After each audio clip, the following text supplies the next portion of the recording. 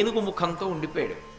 ఎందుకు ఏనుగు ముఖంతో ఉండిపోవాలి అంటే, ఒక మనుష్యుని యొక్క జీవితము ఎలా ఉండాలి అనేటటువంటి దానికి నిరూపణం చేస్తుంది ఏనుగు యొక్క ముఖం.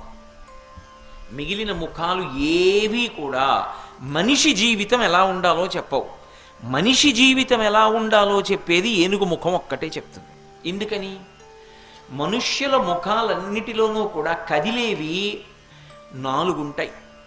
మీరు గమనించండి, ముఖం ఉందనుకోండి, ముఖం అంటే పక్కన చెవులు ఉంటాయి, కళ్ళు ఉంటాయి, కనుబొమలు ఉంటాయి, ముక్కు ఉంటుంది, నోరు ఉంటుంది.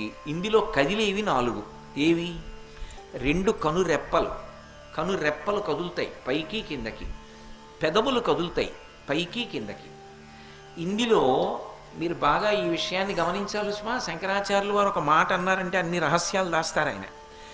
కనురెప్పలు కంటిలో